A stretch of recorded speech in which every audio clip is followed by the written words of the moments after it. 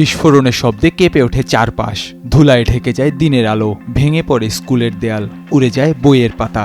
কিন্তু তারপরও শিশুরা থেমে নেই। তারা বর্ণমালা শিখছে, জল ভরা চোখে, ক্ষুধার্ত পেটে, আর ভয় ভীতির মধ্য দিয়ে। চলমান ইসরায়েলি হামলায় যেন এক মৃত্যুপুরীতে পরিণত হয়েছে। জাতিসংঘের সাম্প্রতিক পরিসংখ্যান বলছে 2023 সালের শেষ দিক থেকে শুরু হওয়া এই সংঘাতে এখন পর্যন্ত 15,000-এরও বেশি শিশু প্রাণ হারিয়েছে। আহত হয়েছে আরও হাজার হাজার। বহু শিশু পিতামাতাহীন হয়ে পড়েছে, কেউ হারিয়েছে ভাই বোন, কেউ বা পুরো পরিবার। তবুও অলিগলিতে এখনও দেখা যায় দৃঢ়চেতা কিছু শিশু। তারা ধ্বংসস্তূপের মধ্যেও খুঁজে নিচ্ছে জীবনের আলো। এক হাতে খাতা, অন্য হাতে পেন্সিল, আর মাথার উপর ড্রোনের শব্দ।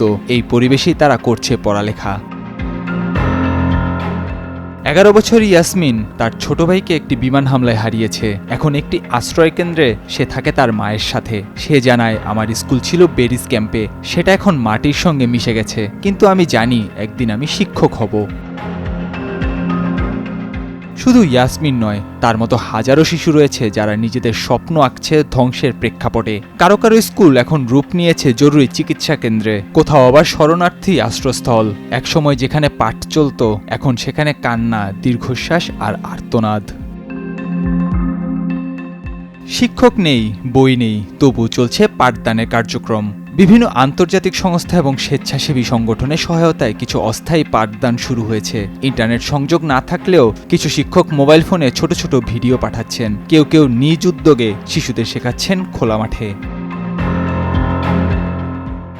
স্থানীয় শিক্ষাবিদ ডক্টর হামেদ আল আলিমি বলেন, এই শিশুরা এমন এক পরিবেশে বেড়ে উঠেছে যেখানে জীবন ও মৃত্যুর মাঝে পার্থক্য খুবই ক্ষীণ, কিন্তু তাদের চোখে এখনও স্বপ্ন আছে। এই স্বপ্নগুলোকে টিকিয়ে রাখতে হলে আন্তর্জাতিক সম্প্রদায়কে আরও কার্যকর ভূমিকায় এগিয়ে আসতে হবে। ইতোমধ্যে ইউনিসেফ, রেড ক্রস সহ বিভিন্ন আন্তর্জাতিক সংস্থা শিশুদের মানসিক ও শারীরিক পুনর্বাসনের জন্য আহ্বান জানিয়েছে। তারা বলছে, যুদ্ধ থামানো না গেলে একটি পুরো প্রজন্ম শিক্ষা থেকে বঞ্চিত হতে যাচ্ছে। এদিকে সামাজিক যোগাযোগ মাধ্যমে ভাইরাল হওয়া কিছু ছবি ও ভিডিওতে দেখা যায় ধ্বংসস্তূপের পাশেই একদল শিশু আরবি বর্ণমালা মুখস্থ করছে। কেউ বা রঙিন চক দিয়ে কংক্রিটের দেয়ালে লিখছে, আমার স্বপ্ন ডাক্তার হওয়া। এই চিত্রগুলো বিশ্ববাসীর হৃদয় স্পর্শ করছে, তবে রাজনৈতিক বাস্তবতায় কোনো পরিবর্তনই আসছে না।